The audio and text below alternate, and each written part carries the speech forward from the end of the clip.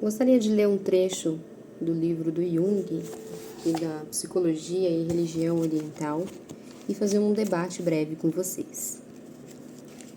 O Ocidente cristão considera o homem inteiramente dependente da graça de Deus, ou da Igreja, na sua qualidade de instrumento terreno, exclusivo da obra da redenção sancionado por Deus. O Oriente, pelo contrário, sublinha o fato de que o homem é a única causa eficiente de sua própria evolução superior. O Oriente, com efeito, acredita na autorredenção. Esse livro ele já começa trazendo essa diferenciação, que eu já falei em outros vídeos, entre a psicologia oriental e a psicologia ocidental. A psicologia não no sentido da ciência em si, mas a forma de pensar oriental e ocidental. Ocidental mais extrovertida, oriental mais introvertida. Então, o homem ocidental tem a mentalidade mais voltada para fora, para uma redenção que é recebida através de algo que vem de fora, que aí no caso seria uma figura, o Jesus o Cristo. E para os orientais é dentro, é olhar para dentro, é Deus dentro, é a autorredenção através da própria do próprio trabalho internamente sendo realizado. E aqui mais à frente, eu vou pular uma parte, mas depois eu posso disponibilizar, não vai fazer falta aqui onde eu quero chegar com vocês. É o seguinte: de modo análogo, o homem ocidental é cristão, independentemente da religião a qual pertença. Independentemente da religião a qual pertença, ele é cristão. Para ele, a criatura humana é algo infinitamente pequeno, em quase nada. Acrescenta-se a isso o fato de que o homem está sempre em falta diante de Deus. O homem procura conciliar os favores da grande potência mediante o temor, a penitência, as promessas, a submissão, a auto-humilhação, as boas obras e os louvores. A grande potência não é o homem, mas um totaliter aliter, o totalmente outro, absolutamente perfeito exterior, a única realidade existente. Se modificarmos um pouco a fórmula e em lugar de Deus colocarmos outra grandeza, aqui que por isso que ele fala que o homem ocidental é cristão, nessa forma de pensar que coloca para fora, né? Essa forma de pensar mais padronizada ao homem do Ocidente que é extrovertido. Se colocarmos outra grandeza, como por exemplo o mundo, o dinheiro, teremos o quadro completo do homem ocidental. Zeloso, temente a Deus, piedoso, humilde, empreendedor, cobiçoso, ávido de acumular apaixonada e rapidamente toda espécie de bens deste mundo, tais como riqueza, saúde, conhecimentos, domínio técnico, prosperidade pública, bem-estar, poder político, conquistas, etc. Quais são os grandes movimentos propulsores da nossa época? Justamente as tentativas de nos apoderarmos do dinheiro ou dos bens dos outros e de defendermos o que é nosso. A inteligência se ocupa principalmente em inventar ismos adequados para ocultar os seus verdadeiros motivos ou para conquistar o maior número possível de presas. Então, eu quero depois explorar isso de forma muito mais profunda, porque não basta lermos um trechinho do Jung e achar que a gente já sabe tudo. É muito profundo, mas eu quero aqui trazer uma reflexão e eu quero fazer uma ponte com a psicologia social, o que eu tenho falado em outros vídeos também, que é justamente a junção do autoconhecimento com a transformação da nossa sociedade. Naquela frase famosa que o Jung diz: quem olha para fora sonha. Sabe o resto? Quem olha para dentro, lembra? Desperta? Bom, se você não conhecia essa frase, então fique conhecendo. É uma frase do Jung muito famosa e que se a gente pegar só esse recorte, a gente pode entrar naquilo que eu tenho refletido sobre essa espiritualidade vazia, que é só olhar para dentro e só cuidar do próprio umbigo, só fazer as reformas íntimas, um autoconhecimento até talvez de um modo mais profundo, mas ainda assim egoísta. Por quê? Porque ainda mantemos a mentalidade ocidental. A mentalidade de adquirir, acumular. E isso não faz com que a gente desabroche o mais profundo em nós e a compreensão última. Bom, o que você quer dizer com isso, Poliana? Tá muito confuso. Vamos lá.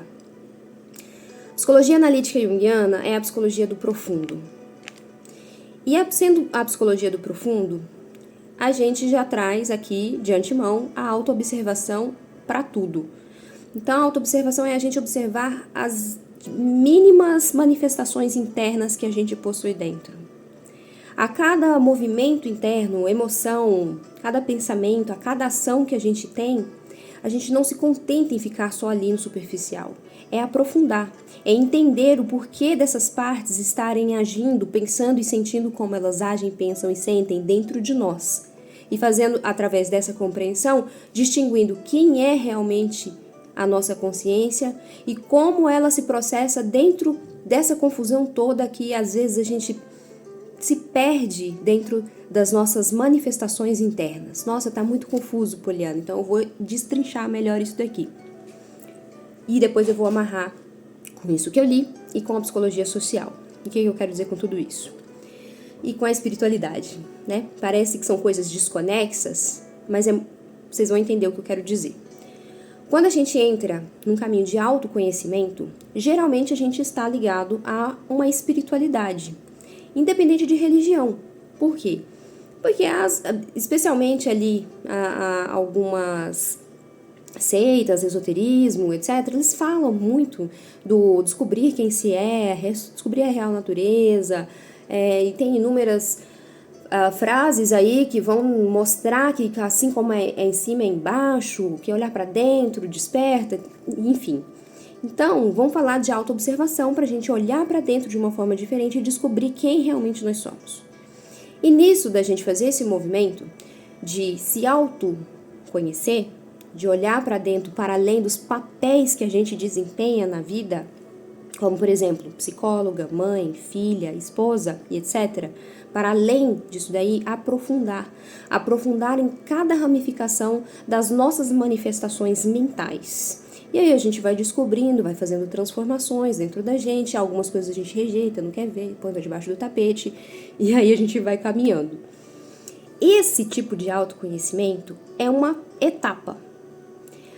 A partir do momento que a gente começa a enxergar as manifestações, nossas manifestações como elas realmente são, olhar a raiva como a raiva e o que tem por trás dessa raiva, se é o orgulho, se é a inveja, se é algum outro sentimento que desencadeou essa raiva e o porquê, e fazer reflexões profundas, a gente realmente está olhando para dentro. E a gente vai jogando luz para o nosso inconsciente. E a gente vai iluminando o nosso inconsciente, trazendo consciência para aquilo que antes a gente não tinha consciência, das nossas manifestações internas, das nossas sombras. Nesse processo, a gente descobre que sombra não é só parte ruim, só aquilo que a gente quer rejeitar, ou que é aquilo que a gente quer mudar, ou aquilo que incomoda e que a gente quer eliminar a todo custo. Não é só isso que é sombra. Sombra é tudo aquilo que está no inconsciente e que a gente desconhece. E essas sombras também têm aí as nossas partes de potencialidades que a gente ainda precisa desenvolver. Então, até aqui, o que eu quero dizer?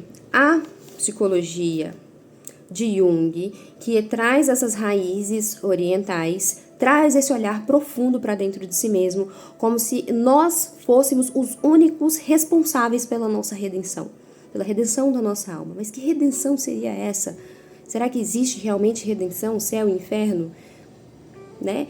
Então, aí o que ele diz é justamente isso, não é fora, não é imitar algo fora, não é esperar algo de fora, algo vindo de um Jesus Cristo, ou uma igreja, ou algo fora, não, é a gente olhando para dentro e a gente se reconhecendo essa potência dentro que é a nossa psique, que é Deus dentro. E aí, a gente tem que tomar alguns cuidados que eu vou falar em outros vídeos, com que seria com uma arrogância espiritual de se achar um Deus e aí sair fazendo o que bem entender porque se acha um Deus, né? Mas isso é tema para outro vídeo. E aí eu quero amarrar aqui então com a psicologia social. Por que eu quero chegar aqui? Aqui ele fala, o Jung fala, dessa psicologia humana ocidental de querer adquirir, a cobiça, de querer adquirir bens. E aqui eu quero entrar no conceito de sucesso. Porque para a maioria das pessoas, o sucesso é o autodesenvolvimento pessoal, é ganhar dinheiro, é ter uma casa chique, trocar de carro todo ano. Esse é um conceito raso, né, de sucesso. E aqui eu venho trazer uma psicologia do profundo, que isso não é sucesso de fato. E aí eu vou ter que mudar o nome, porque eu vou ter que chamar isso de realização pessoal para não confundir vocês, porque já estão acostumados, por estarmos aqui no meio ocidental, estamos acostumados a pensar que sucesso é obter bens materiais de forma cobiçosa, de forma com muito apego e muita intensidade e muito frenético. E não só bens materiais, mas intelectuais, de querer saber mais do que o outro, de ter aquela arrogância intelectual também. Aqui entra também. E quando Jung traz essa visão interior do desabrochar interno das nossas potencialidades ricas, psíquicas, que aqui a gente poderia dizer que quase que divinas, para não dizer divinas, essas nossas potencialidades criativas que nós temos dentro, eu quero agora entrar na psicologia social. Essa frase eu tenho refletido tanto, por que no meio espiritual a gente ouve sempre falar: nós somos um, fiz uma meditação, tive uma baita experiência, ou tomei um chá ali, tive uma baita experiência com o todo, eu me dissolvi no todo, todos nós somos um. Perfeito, todos nós somos um. Mas será que quando a gente volta aqui para essa realidade material a qual vivemos, de fato, nós realmente colocamos em ação, pensamento e sentimento, em prática, esse todos somos um? Ou será que a gente volta para o pensamento ocidental egoísta, que só olha para o próprio umbigo e não está nem aí pelo que se passa com os outros? Essa é uma reflexão da psicologia do profundo. O que é que, de fato, se processa aqui dentro? O que eu sinto? O que eu penso? Como é a minha percepção em relação às coisas? E aí, quando a gente fala de olhar para fora, sonhar, ele quer dizer que olhar para fora no sentido de... Daí dá margem para inúmeras interpretações. Mas aqui ele não está falando que nós não devamos olhar para fora no sentido da realidade a qual se apresenta, a materialidade, a sociedade. Até porque ele traz o conceito de inconsciente coletivo. Quando existe essa diferença entre o inconsciente pessoal, que tem a ver com a história da pessoa, tudo aquilo que a gente vai adquirindo de traumas, medos, e também as nossas potencialidades que foram abafadas, que estão ali nesse inconsciente. Então é iluminar esse inconsciente pessoal, humano, individual. Mas nós todos estamos inseridos dentro de um inconsciente coletivo. E quando a gente vai iluminando o inconsciente pessoal, a gente vai acessando esse inconsciente coletivo, que diz respeito às nossas culturas, aquilo que foi herdado dos nossos antepassados, e que vai se perpetuando ali nesse inconsciente coletivo. Então, quando a gente olha para fora, não nesse sentido de só olhar para o outro para futricar a vida alheia, o universo interior alheio, não é isso. Olhar para fora aqui é diferente daquilo da frase do Jung que eu estou dizendo, é olhar a realidade e percebermos-nos inseridos nessa realidade. E quando a gente faz esse movimento de trabalhar internamente sobre as nossas sombras, fazer a integração, conhecer a nossa totalidade psíquica e ir se descobrindo e revelando e desvelando quem nós somos, quem é realmente a gente na essência, na pureza, por trás de todas essas sensações, todas as emoções, de toda a confusão e toda a nebulosidade que a gente às vezes enfrenta, aí a gente vai entendendo que a gente realmente é parte de um todo. E aí a gente não pode dizer que é somente essa psique, mas enquanto indivíduos, quando a gente se preocupa com o outro e se preocupa de fato como a nossa sociedade está constituída, a gente começa a perceber que a mudança interna está fazendo efeito, porque aí a gente de fato começa a acessar a nossa real natureza e passa a desejar que todos sintam e possam ter o desabrochar desse autoconhecimento profundo de suas reais naturezas. E a gente percebe que hoje a realidade do nosso planeta é o seguinte: quando a gente olha para dentro e vê a nossa realidade interna e começa a limpar tudo isso, a gente percebe mudanças na nossa existência. Só que também a gente pode perceber que como é dentro é fora. Então a nossa sociedade, ela está encoberta por uma nuvem desse inconsciente coletivo. E nós todos, cada parte desse inconsciente coletivo, faz parte desse olhar para fora, para dentro, que é o inconsciente dentro, mas o coletivo que é fora, que seria o fora. Que na verdade é tudo uma coisa só, que está tudo interligado. A gente faz parte desse inconsciente coletivo, a gente faz parte dessa sociedade. Então, se a nossa sociedade anda mal, então a gente precisa trabalhar cada um individualmente e espalhar esse conhecimento à medida que a gente vai caminhando, para que mais pessoas consigam trabalhar dentro as suas próprias emoções, se conhecer, desabrochar o seu potencial criativo, o seu self. Não estou dizendo que eu estou completa, por favor, tá? Não quero passar essa impressão para ninguém. Estou dizendo que quando a gente vai olhando para dentro e curando as nossas feridas e olhando para as nossas sombras, a gente vai acessando o nosso inconsciente coletivo e vai ajudando essa coletividade. Isso é um processo muito natural, porque a gente quer que todo mundo seja feliz e que todo mundo esteja em paz e que todo mundo clareie dentro de si mesmo as próprias sombras. Porque quando a gente faz esse movimento de dentro para fora, a gente consegue perceber que a sociedade como um todo precisa desse movimento para ela se transformar por completo. Porque da forma como estamos, a gente percebe o nível de consciência que nós todos estamos, o nível de clareza em relação às sombras desse inconsciente coletivo que nós todos estamos vivendo. Só olhar para fora, né? Quantas disputas, quantas guerras, quanta falta de respeito em relação à opinião alheia, quanta agressividade, quanta maldade, quantas coisas horríveis acontecem, quanto preconceito, quanto racismo ainda temos na nossa sociedade, quanta desigualdade social.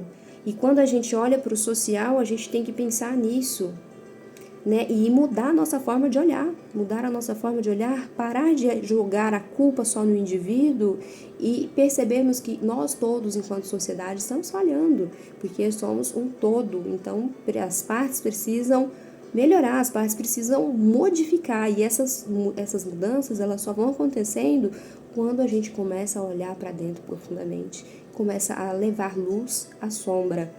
E coletivamente, como que a gente faz isso?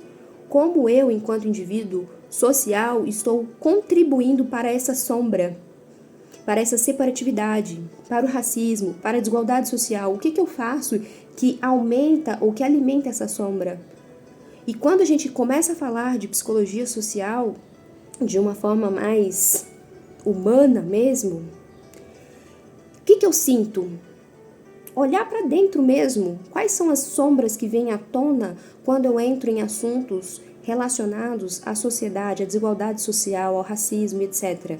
O que eu sinto? Eu sinto revolta, raiva, eu sinto raiva da injustiça, ou eu sinto raiva de quem fala da injustiça, sabe? Procurar dentro essas manifestações, porque todas elas querem dizer, elas mostram muito sobre o nosso pensamento ocidental, egoísta, o nosso modo ocidental de pensar, que é não só com esse Deus fora, mas com o Deus dinheiro, com o Deus material, que a gente sempre tem esse apego, esse medo de perder. E aí quando entra nessa esfera social, nesse assunto de esfera social, o que acontece? É medo, é apego, é raiva? O que brota aqui dentro? Isso é autoconhecimento profundo, isso é autoconhecimento a nível de inconsciente de fato. Então essas são algumas pequenas, muito pequenas reflexões, e se você tiver algum insight, pensar diferente, discordar, achar que estou falando abobrinha, deixa nos comentários, vamos dialogar sobre isso, vamos levar luz ao inconsciente, a toda aquela sombra que ainda permeia, não só dentro, mas na sociedade, para que a gente possa ter uma sociedade mais transformada, mais lúcida, mais igualitária, e para que cada um, sendo igualitária, que cada um consiga olhar a própria psique e ver a potência dentro de si mesma, porque o nosso meio que a gente vive, ele é castrador dessa revolucionária forma de pensar. Um abraço.